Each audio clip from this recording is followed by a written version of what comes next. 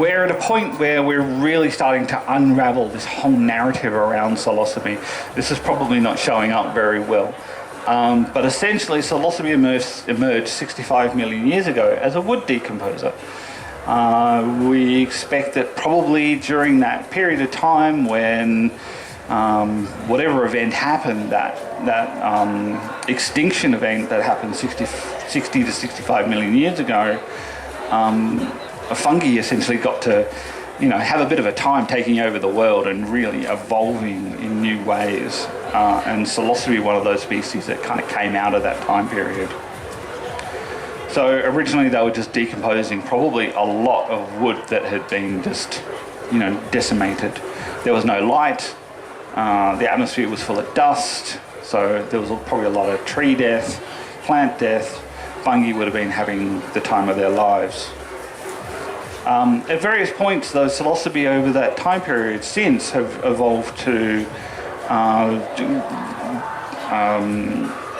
adapt to soil, so humus, dung, and a multitude of different wood substrates. Psilocybin is the prodrug of psilocin.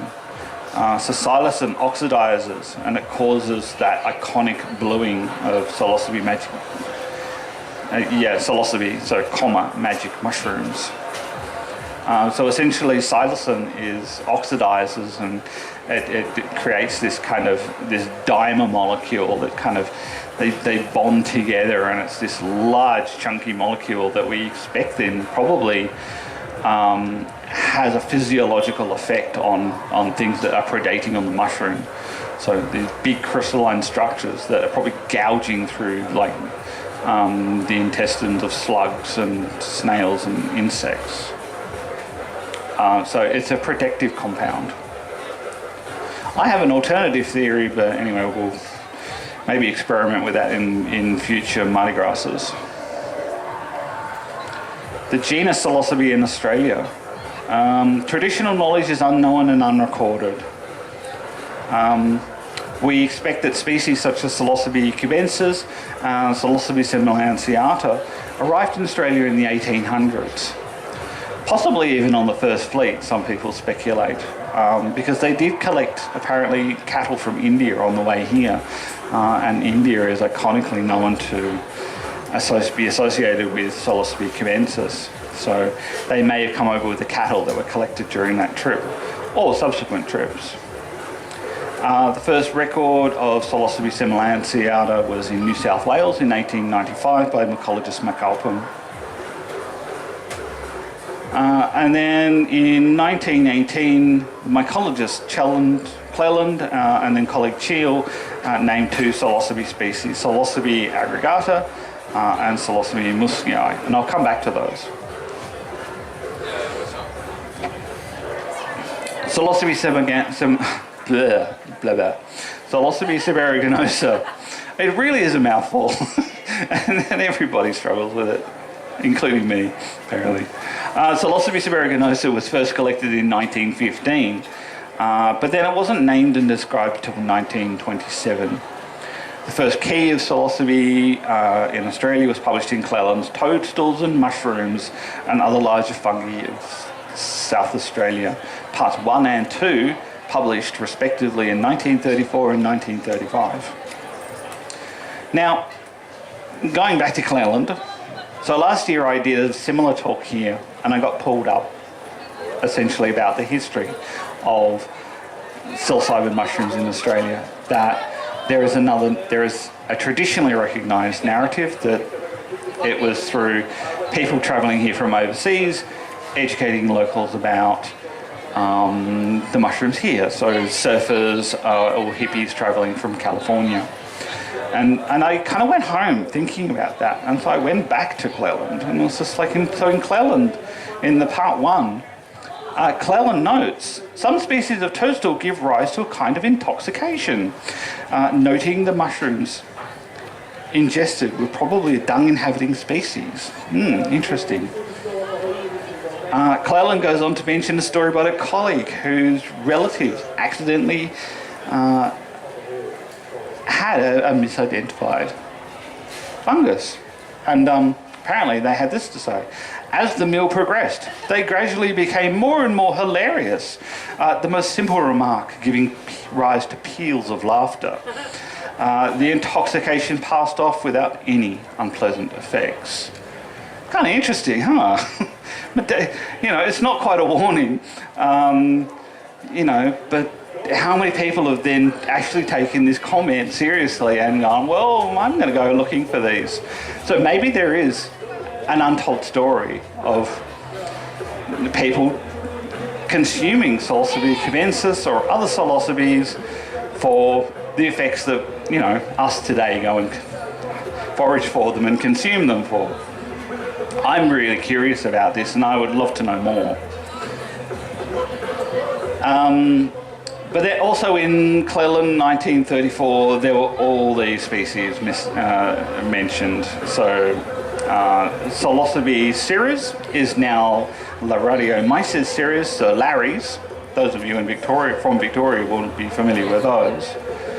And then a whole group of others, which have essentially all been moved over into other genera. So like into Lacrimia, Sathirella, Paniolus, Gaston Guzman in 1978 assessed a lot of these species and said, well, probably Sathirella, and in some cases there was no type specimen, which means that mycologists can't go back and make a reassessment. So it's like we have a species that's listed, but we don't have a type specimen, so did it even exist or is it something else? From current conversations, it really starts to feel like we need to do a complete reassessment of psilocybe in Australia. But anyway. But these supposed poisonings continued. In some cases, not in a good way, though, unfortunately. So Psilocybe cubensis is probably responsible for a number of poisonings reported in case studies by Trotter, so from 1944, and also by Stocks in 1963. Aberdeen and Jones in 1958 published a hallucinogenic toadstool in Australian Journal of Science. And this paper described the distribution of Psilocybe cubensis through northern New South Wales and southeast Queensland, including Springbok. Apparently, now Aberdeen is a really well-known mycologist in Queensland. He wrote an identification guide that was kind of regarded as the main ID guide for southeast Queensland for quite some time. But he developed quite a curiosity around Psilocybe cubensis, and people have suggested that interest may have been a little bit more extreme and experimental than may have been kind of recorded. So who knows, maybe Aberdeen was out there trying some magic mushrooms and having a good time and keeping that to himself. Mycologists do this. I don't. So what are then our origins of our countercultural knowledge here in Australia? So McCarthy in 1971 has this quote: "For some time, young drug users have been aware of the existence of legendary mushrooms, but information regarding the habitat identification and effects were lacking." Well, I kind of disagree, having gone back to Cleland. It seems that the necessary information was supplied by a visiting surfer from New Zealand or the USA. Well, I'm kind of starting to disagree with that particular comment. And who knows, we've all done it, haven't we? Some poisonings may have just been misadventure, and I definitely feel there's an unrecorded narrative. And then back to kind of the scare campaigns, people going and finding mushrooms and either, getting caught jumping fences or having a bad time. So there were magic mushrooms in the news. So there was an article in the Sydney Sunday Telegraph in 1969, and then there was a Canberra Times article, two actually, July 11 and July 12. Unwanted tourists. The mushrooms contain drugs. And then that information spread. So and there was also some scientific literature coming out at the time to then demonstrate the Psilocybin aeruginosa also contained psilocybin. And so kind of around the same time we had articles turning up from the Adelaide Advertiser, many taking a trip on Hills mushrooms. And then we have the Daily Telegraph. Pupils getting high on gold tops, another Queensland article. In the 1970s, research kind of, solidified again.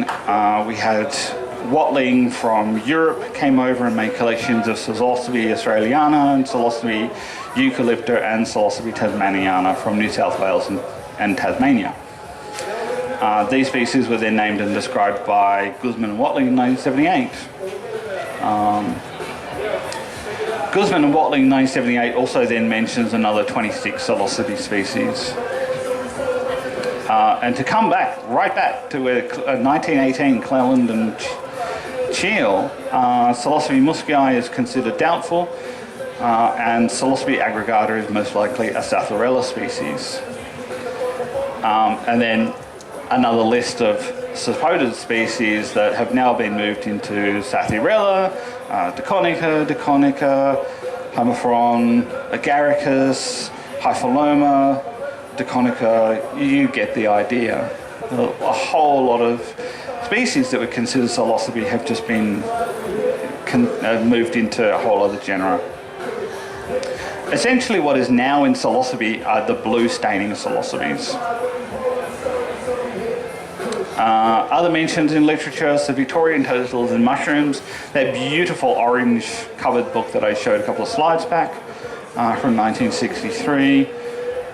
There's this lovely little hardcover book, Tasmanian Mushrooms and Toadstools by Eigelsheim, 1981. It's definitely worth it if you can find a copy. It's a lovely little book. Famous mycologist John Allen, in collaboration with Merlin and Jensen, wrote an ethnomycological review of psychoactive agarics in Australia and New Zealand. I'm sure if you have been onto Erowid, you may well have seen that. It's also a nice little guide. And then there was Larger Fungi of South Australia by... Thanks. Gergonovic, something like that. So, I don't know anybody who can pronounce it. And I love this particular piece from the Australian Natural History magazine. Mushrooms, Poisonous, Edible, Hallucinogenic by Tim Lowe.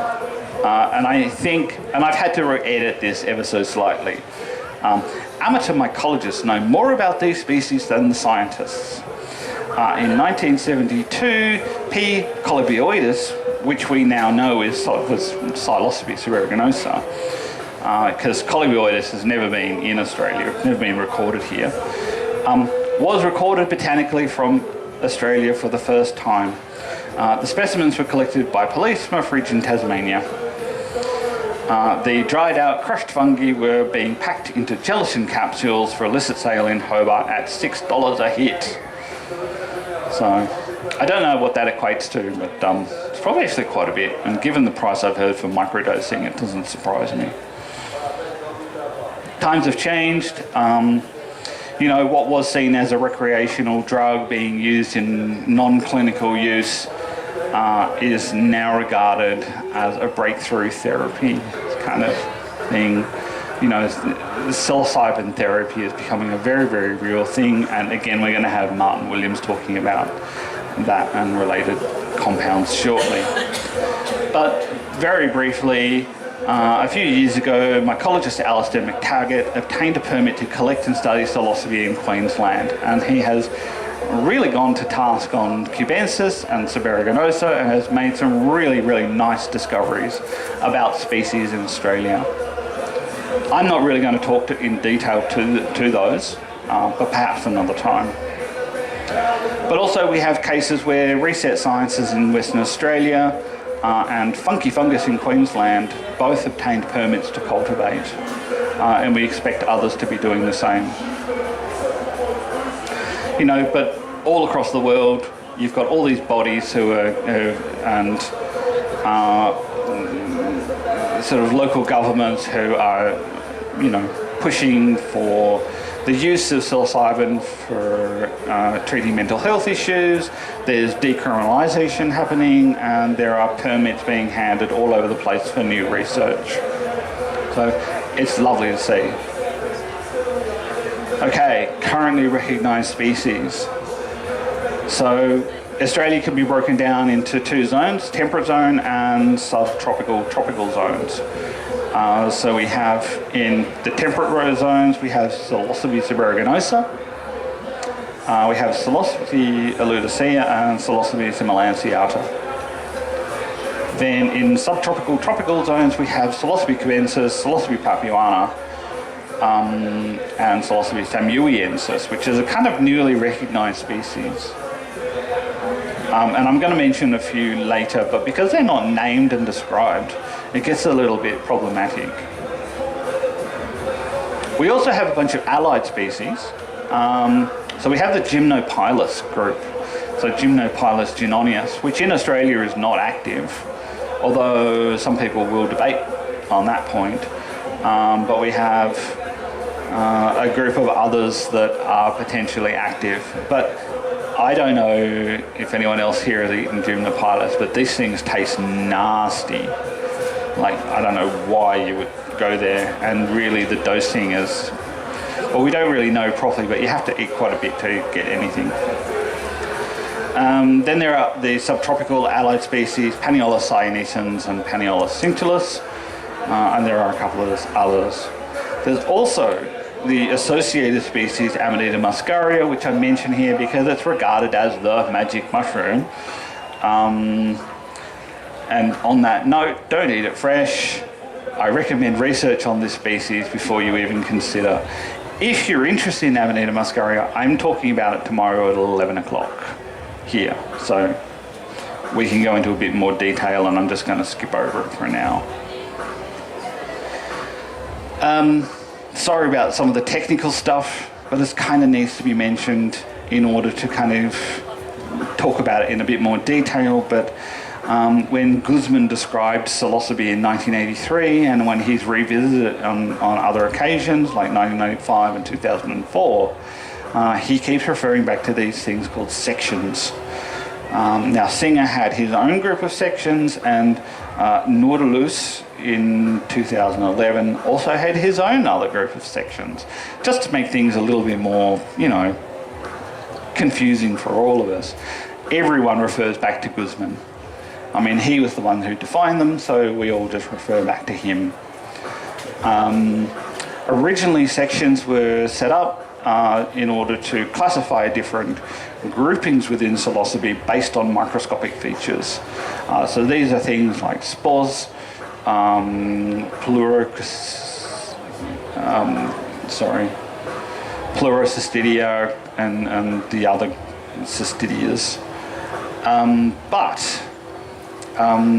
there was a paper in, I think, 2012 that essentially showed that microscopic features are really not taxonomically relevant in a lot of the psilocybes. Like, we actually have to dive deeper to really kind of get an understanding of the relatedness and all the associations properly. We still use sections though, because we, even as a crude summary, those features are still present. Different sections have different appearances. Section Simulanciata, for example, just have that really distinctive, very long, tall, narrow, but very, very fibrous type. So we still refer to sections. That may change. Who knows? Someone else may come along and just redo the whole genus, and particularly with the genetic information that's coming out, and it's coming out really quickly, things may change sooner than we expect. So just to kind of recover some of those species in terms of sections, section Seborrheigonosa, we have Seborrheigonosa, Cyanescens, Azurescens, and Alenii, since these three latter species are probably just Seberogenosa. They are probably represented in Australian populations. We have then section Semilanceata, so Semilanceata, Eleutheria angulaspora, which is an introduced species, likely, and it's the one that's turning up in Bunnings pots, for those who are in the know. Next time you're in Bunnings, go check out some of the pots. You may find some curious fungi. Top hint. And then we have this weird thing that we refer to as Tasmaniana, but is a newly kind of noticed, or we don't know where it's from really, but it's unnamed, it's undescribed. Section Cubense is Psilocybe cubensis. Section Mexicanae, we have Samuiensis. Section Zapotecorum, there have been possible identifications of Aucklandiae here in Australia, and there's also some undescribed species from that section. And section Cordyspore, so Psilocybe papuana, and there's been other species noticed that are yet undescribed. I'm going to pass through these fairly quickly. If you want to take photos of the descriptions, please go ahead and do so. I'm not going to read through all the details. There's a lot of information here, and it will just slow down the talk if I just kind of read it all. And I'd like to give you time for questions as well. So Psilocybe seberogenosa is one of the two really iconic species here in Australia. So you've got cubensis up here in northern New South Wales and Queensland, and in Victoria, Tasmania, South Australia, parts of New South Wales, but also in southeast Queensland. This beautiful mushroom appears in around this time of year. Its habitat is wet and dry eucalypt forest. It can also be found in eucalyptus and pine plantations, and quite often in wood-chipped garden beds. So, you know, anyone who's kind of curious adventitiously of, you know, they turn up in wood-chip beds, you can encourage them, you cannot, it's up to you. These are quite widespread, and I guess this is kind of out of date, really. I mean, if Azurescens, Cyanescens, and Lanei are actually Seberogenosa, then we're also talking now North America and also Europe, in addition to New Zealand. So, there's a bit of a question around the Southwest WA population, whether that was an introduced population, but I know that there's now some genetic evidence that demonstrate that there may have been an endemic population in WA, but someone was asking about more date research, and this is the kind of research that now needs to happen, is to actually dive into the population of Seberogenosa itself and to look at the populations and how they interact, how they interbreed, and potentially how they've spread. You know, that is probably a PhD or even a few PhDs in itself. So, you know, if you're doing a bachelor's degree and want to get into psilocybe, that's exactly the kind of PhD I would be recommending. The season is, well, they typically need a cold drop down to 6 to 8 degrees. But there seems to be population variance in that. Like some of the New South Wales populations seem to happily fruit at like 12 or even 16 degrees. It's just like, well, why is New South Wales getting mushrooms before Victoria? Good grief. And I think that's because of that population. You know, there's different genes that control the fruiting mechanisms, and it seems that the New South Wales population has a higher threshold. The season is April, May to July, August, climate permitting, depending on where you are in the country. For those who are maybe a little bit confused by the terminology, this is wet sclerophyll. So these are eucalyptus mixed with rainforest trees. You can see the man ferns throughout this photograph. that's kind of fairly indicative of wet sclerophyll forest. It's forest that is typically moist on a regular basis. Contrasted to dry sclerophyll. You can see this is really dry. There's lots of woody debris though on the ground, but when it comes down around to winter time, this gets really wet and moist, and that's when the mushrooms, really start to emerge and fruit. So dry sclerophyll tends to fruit a lot later into the season than the wet sclerophyll. This is Psilocybe seborrheigonosa, that beautiful caramel cap. You've got the remnants of the cortina, the partial veil, this beautiful long white fibrous stem. Like, these are really tough and really quite fibrous. You can squeeze them, and that's another kind of indicative thing of psilocybe, is that you should be able to wrap the stipe around your finger and it doesn't snap. It's so fibrous and tough that it should remain intact. The gills tend to start out in a white colour, and then in time will become kind of mottled and then darker with age. Their attachment is adnate to adnext, which is a fairly regular feature through the genus.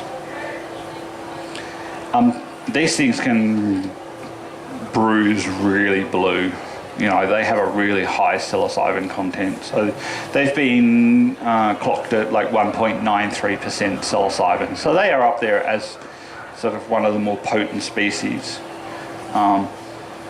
There's a whole other narrative around all of the psilocybin cup people and other groups now doing testing, and they're kind of people, and cultivators are really pushing that boundary. So, it gets a bit murky and a bit fuzzy, and it would be really nice to see, I think, more relative comparisons between the actual production of psilocybin.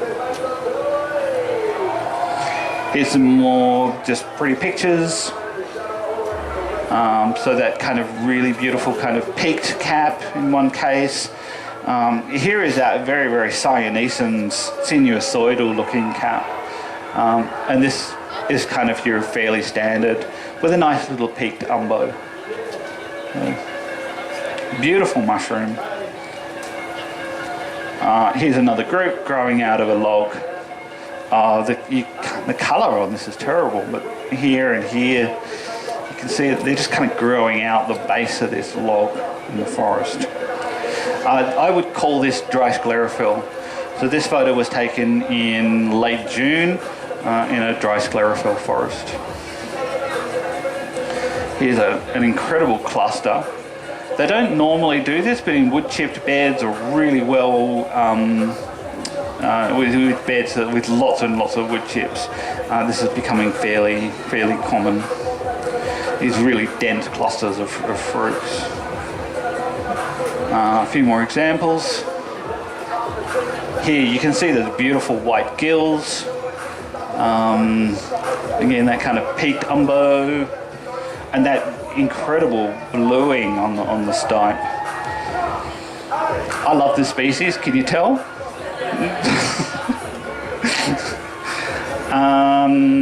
And this is an example of some of the phylogenetic trees that are coming out, but this is from Jerry Cooper in New Zealand, but Alistair McTaggart's are much better, and I probably should have really put in Alistair's rather than this, but things are starting to get really interesting, and we now know that ITS is highly problematic as a barcoding tool for this particular section. It's a watch this space thing. And here's one of Alistair's charts. So from different groups, so like the Bunya population, the Scenic Rim, here's the Clifton Hill population, that is very, very closely associated with Psilocybe cyanescens. Oh, there's Clifton Hill and Clifton Hill. And then there's a few others, so there's like Tasmania, so Clonarney, Denern, and there's Adelaide and a few others. So with more genetic information, this chart should, in theory, turn into like a big circle, which is kind of indicative of it being one species. Selection Similantiata. So this is Psilocybe ludicea. So this grows in wet and dry eucalypt forest. It grows out of animal dung pretty well exclusively. It grows in Tasmania, Victoria, and it does grow in New Zealand and possibly northern New South Wales as well. It does require a little bit of cold, and the season is March to July. There is now a little bit of evidence, but we need people to actually, go back to some of the other collections by Watling. But there is now a possibility that Psilocybe ludicea is actually Psilocybe tasmaniana.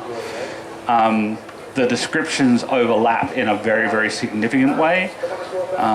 So at some point, we'll probably stop talking about ludicea and just refer to it as Psilocybe tasmaniana.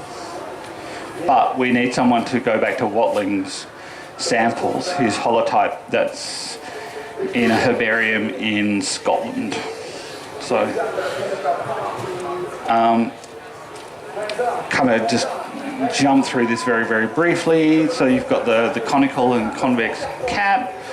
You can't really see it here, but again, it's hygrophanous, and it's a common feature in Psilocybe.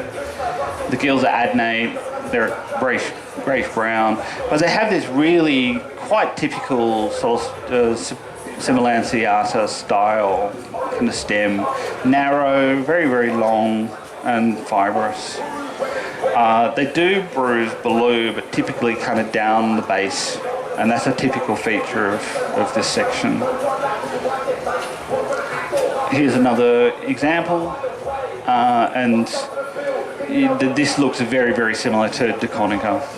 They grow in the same habitat. It's possibly one of those examples of convergent evolution, of where a species kind of has evolved to look very, very similar to another species because of a shared habitat. This is Psilocybe similantiata, so liberty caps. It grows in open grassland. It's an introduced species. Typically grows on decomposing grass.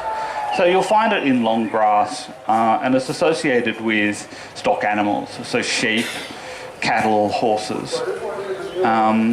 It grows typically in Tasmania and Victoria, but it has turned up in South Australia and in alpine New South Wales. And is the one that's kind of known typically from Europe, where it just grows through pastures like mad. It seems to be a little bit rare in Australia, but I challenge particularly people from Victoria, go looking for this thing. I bet you'll find it more than you actually think.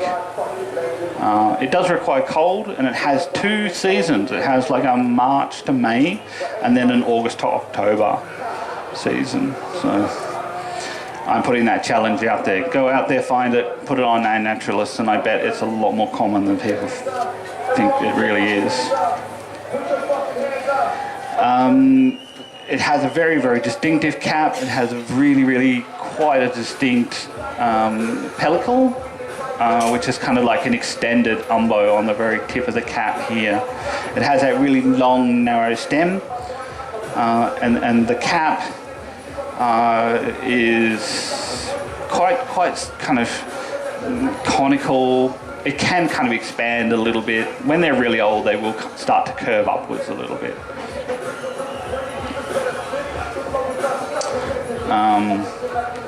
And look, like most other psilocybes, they're a kind of adnate to adnex attachment.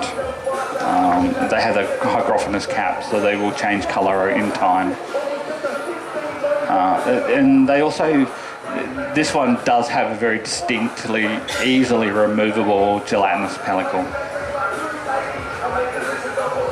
Section Cabensae. So Psilocybe cabensis. I'm sure many of you here are familiar with this one.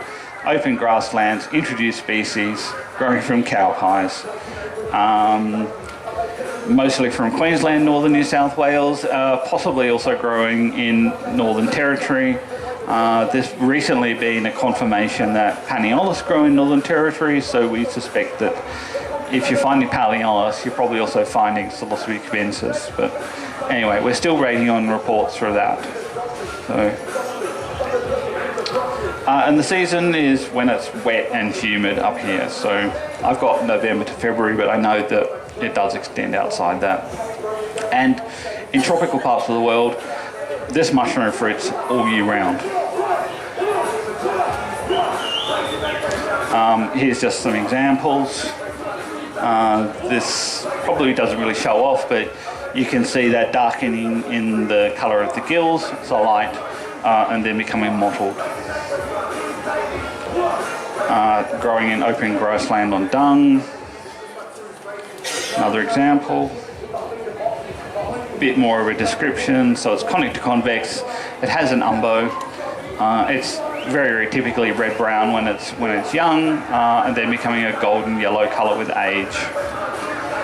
It has a universal veil that drops from the margin of the cap and becomes an annulus, a skirt, and it's a fairly distinctive feature of it. And the stem is white to yellowish with age. So, and here's an example of the change in colour of the cap. So you can see it's got this beautiful kind of dark brown, almost reddy colour. It starts to lighten with age. It becomes kind of golden and white on the margins. And then you get that kind of bluing colour come through on the margin with a little bit of the gold cap remaining.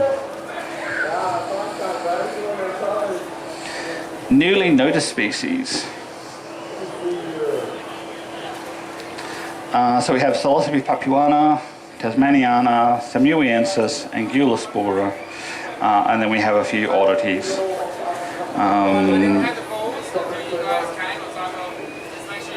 Oh, sorry, thought someone was asking a question.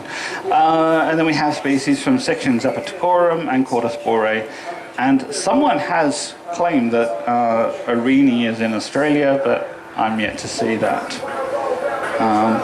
You know, there's a lot of confusion around some of these newly noticed species.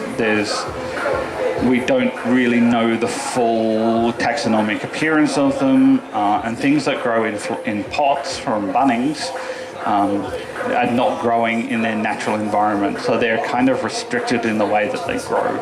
So that gets a little confusing. I've seen Psilocybe seberiginosa growing in pots from Bunnings, and it looks very, very different from what it does naturally. And you end up with arguments with people who are like, oh no, it's Tasmaniana. It's just like, seen it 1,000 times before, it's Tasmaniana. This is Psilocybe papuana. It's a beautiful colour. It's got this kind of green tinge that comes through. It's really quite pretty. It grows on soil, among litter, and humus. It's tropical or subtropical, found in montane forests. Look, it was originally named and described from specimens found in Papua New Guinea, but unless we also go back to the holotype and test that, this may well also be another species that we're just calling by another name. So who knows? There's lots of work to be done. But this has also been found in Victoria, in Northophagus forest. I have a sneaky suspicion this is like a remnant population species that probably is quite ancient. You know, but again, research, tracking it down. Here's another example of it.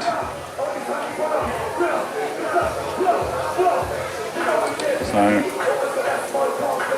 section Mexicanae. So for those of you who live up this way, this might be worth keeping an eye out for.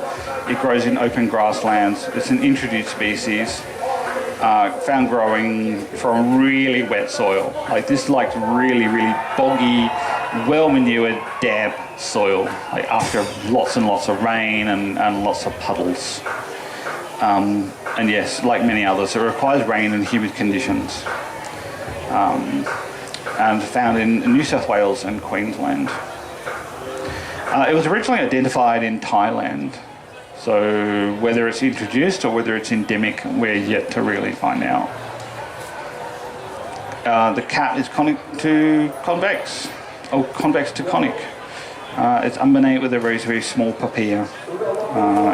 Like others, the gill attachment is adnate, and the stem kind of has, is hollow, and it has these beautiful kind of little fibrils that run down the stem. So it's a beautiful looking mushroom.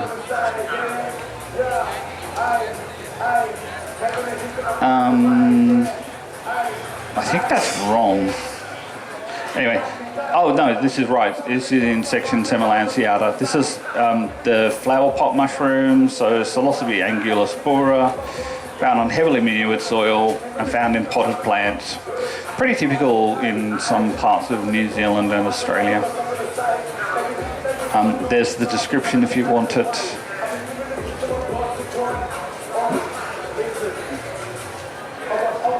This is Psilocybe tasmaniana.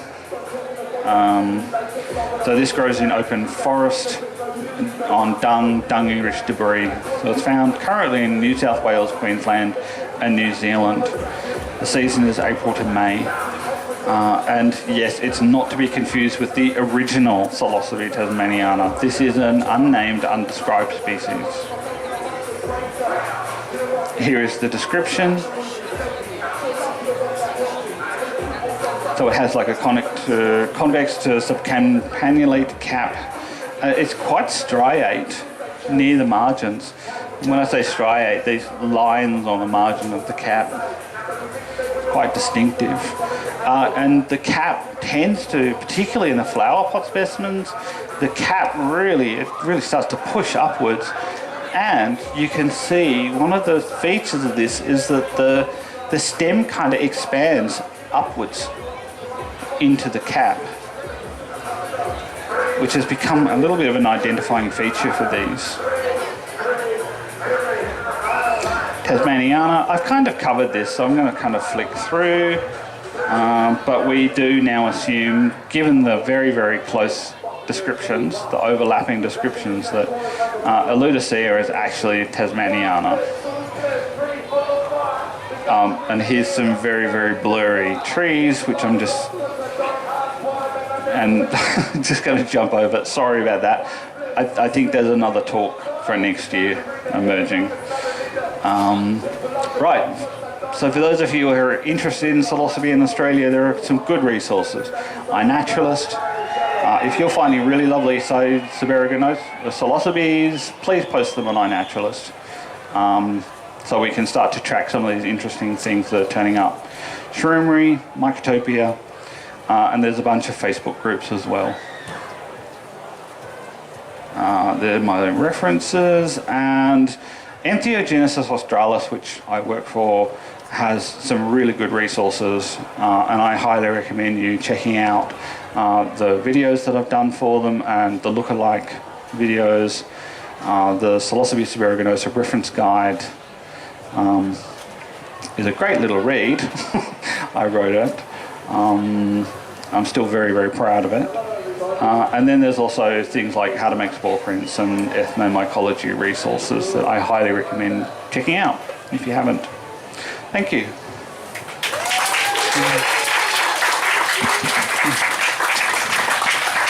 Do we have time for a question or two, or we do? I'm sure we can. Okay. Can I start off with a rookie question? I'm assuming all psilocybin or psilocybin stems turn blue. Yep. Let's assume that. Are there any toxic mushroom stems that turn blue also? I don't know, I'm just asking. There is the blue staining bolides, but they are so taxonomically different, and they don't have gills, they have pores.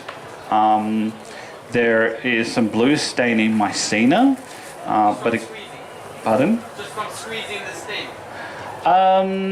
No, I think the blue staining mycena, the blue staining bolides, yes, if you cut the blue staining bolides open, they instantly go blue. The blue staining mycena, I think, yes, you can. If you do squeeze them, they go blue. But mycena also have very, very white gills and really, really delicate stems. So that rule, like if you try to twist the stem around your finger and it snaps, Mycena are going to snap. They're really, really delicate. Other species that might turn blue, you might get the odd Inocebi, but I doubt it. You could probably leave it at that, I think. Any questions? I've got a mic, just because we're competing, but if you guys shout out, that'd be helpful too. Our young man can't hear. It's hard, yeah? My hearing is shot. So, any questions? Have you got a book coming out? Or have you got a book? I have a cultivation journal coming out, but I don't have any books on Psilocybe species coming out. I feel like there is one worth doing for Australia, but also at the same time, I would probably wait. I heard a rumour that Paul Stamets has a new version of his book coming out in the next few months. So do keep an eye out for that. I do question whether he's actually taken any notice of Alistair in this one. Sorry, I'm not a fan of Stamets, but and anyone who reads his Psilocybin Mushrooms of the World book will kind of, he's definitely a splitter. Like he wants all the species to be its species, and he very, very abruptly in the text ignored the whole synonymity between Saberoganosa, Australiana and Eucalypta. So it's going to be interesting to see what he thinks of Alistair's work. No, I don't have a book coming out on psilocybes, but on mushroom cultivation, yes. I think it might be worthwhile because a lot of us buy. They all want to buy your book. Yeah, I'd buy We it. can't wait for it. Cool, buy my book. Buy my book and then send me photos of your cultivation. That's what I really want to see.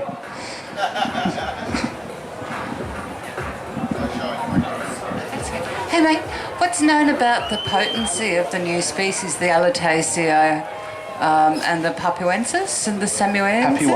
Papuana. They're not meant to be very strong. I don't think anyone's... Oh, look, I think one person may have bioassayed the Papuana. I think it was middling. Someone has bioassayed a Ludicea, and it's not very strong apparently. So the safety profile for foraging for these is not recommended until more is known, or? That's an interesting question. Look, I guess at this point, erring on the side of caution, keep the species that you're familiar with. I don't know if it's worth pointing out, but we've got this thing, woodlover paralysis, that people are talking about, and we don't know the pharmacology of it. We don't know individual reactions to it. It's kind of a little bit challenging to talk about because we don't know what the causative agent of it is, but we know it's definitely a recognised thing in the community, and there are a whole bunch of harm reduction things about that we probably need to take on board. We don't know if some of these new species are also causative agents of woodlover paralysis, and I guess till we know more, I think the common advice is go low, go slow, and build up your dose from a homogenized sample if you're bioassaying these. Thank you.